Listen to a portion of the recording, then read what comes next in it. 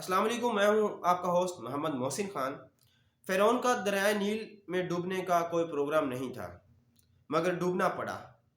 شداد اگلے سینکڑوں سال اپنی جنت میں عیاشیاں کرنا چاہتا تھا، مگر دروازے پر پہنچ کر مر گیا۔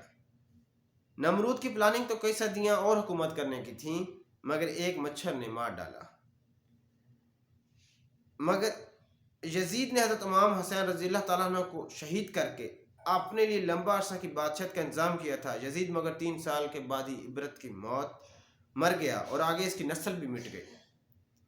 ہٹلر کے ارادے اور بھی خطرناک تھے، مگر حالات ایسے پلٹے کہ خودکشی پر مجبور ہوا، اور دنیا کے ہر ظالم کو ایک مدت تک ہی وقت ملتا ہے، جب تک اللہ تعالیٰ کی پکڑ آتی ہے تو کچھ کام نہیں آتا۔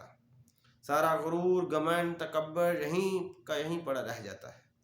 دانستہ طور پر اپنی انا کے سکون کے لیے کسی کو رسوا کرنے والوں کے لیے میرا پیغام، کچھ باقی نہیں رہتا، وہ چیز ہو یا انسان، تو یہ انا، نفرت جس کا کوئی وجود ہی نہیں ہے، کس کی کوئی میعاد ہی نہیں ہے، آپس میں ربطوں کو فروغ دیں۔ اور خاندان، پڑوس، تعلق ناطے، یہ سب اللہ تبارک تعالیٰ کی عطا ہیں، ان کو عزت و احترام دیا کریں۔ ان کے ہم میں سے کسی نے خود پسندی سے اپنے اچے، مامے، نانا، دادی کا انتخاب کیا؟ ہرگز نہیں۔ تو پھر ان سے نفرت و بغض کا انتخاب کیوں کرتے ہیں؟ اختلاف رکھیں، نفرت نہیں۔ اختلاف سے رشتوں کا تقدس مجروح مت کریں۔ یہ حسن ظرفی اپنے اندر، گھر والوں میں، بچوں میں، دوست احباب کو بھی ڈسکس کیا کریں۔ خوش رہیں، خوشیاں بانٹیں، مسکرائیں، زندگی جئیں، نہیں بیدار ہونے میں ایک لمحہ درکار۔